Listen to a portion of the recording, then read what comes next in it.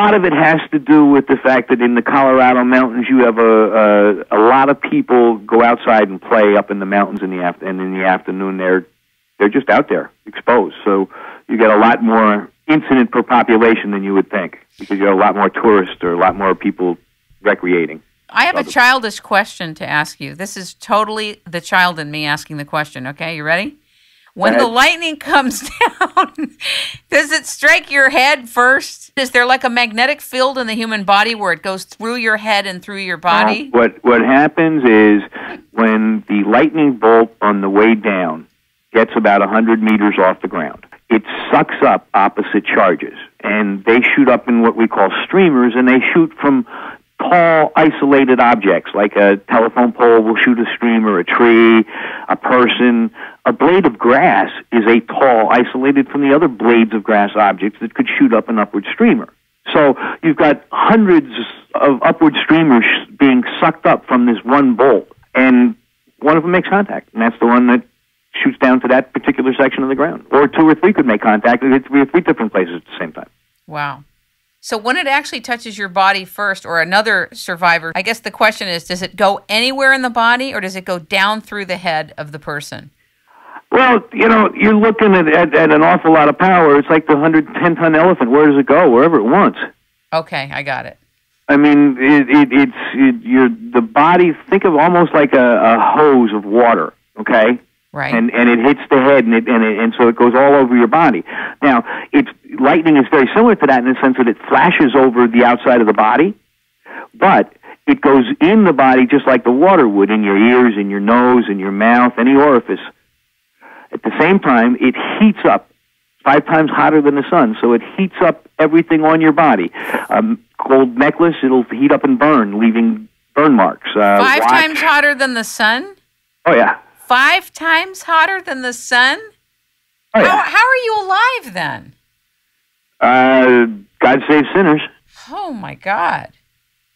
Is that a fact? What happens is it'll go in through your ears or your nose or your mouth, something like that, and then it goes anywhere it wants to inside of the body.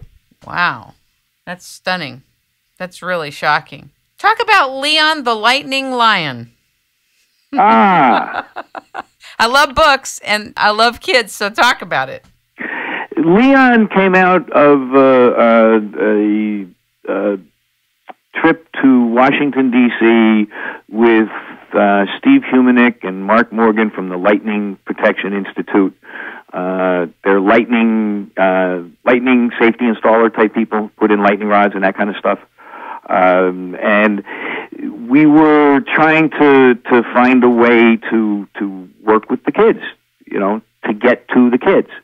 And lots of different things came up and bounced around, and we were in an elevator, and Steve said, "Hey, I got a cousin who can do some drawings." And so that afternoon, up and down, we were seeing congressmen and senators going in and out of offices 2 days, and we ended up that weekend, or that 2 days during the week, putting together Leon the Lightning Lion, and we were able to present it to then head of NOAA, Jack Kelly, and Jack loved the idea, and we were able to make it happen. And since then, it's become a really great focus point.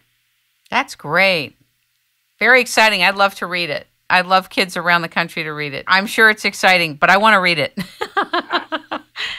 What else are you doing? What is this? Don't be a fool. Get out of the pool. I see something on your site. Well, we've got different posters like that. A lot of this stuff was done with NOAA and the National Weather Service and the PGA back when they had money and that kind of stuff. And they're all just different posters trying to address the different things. The problem that you have with lightning safety is nobody takes it that seriously. And for example, don't be a fool, get out of the pool. If you clear a swimming pool for lightning thunderstorms in the area, and you clear a swimming pool, tell everybody to leave, what they end up doing is standing around their cars in the parking lot, so you haven't done anything anyway, just move them. So if people don't understand the threat, they don't realize that standing around in the car isn't any better than standing next to the pool. You got to be in the car. Interesting. Very interesting. What would you like to happen with struckbylightning.org? What is your vision for it now? Just continue what we're doing. I'd like the videos to play a big part this year in getting out to the teachers so that they can use them, and that's it.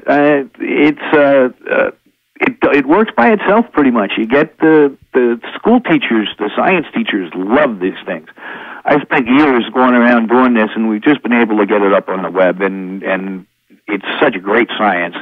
And they're 2.5-minute videos, and they answer all of the questions. I love your interactive weather map that you have up there, too.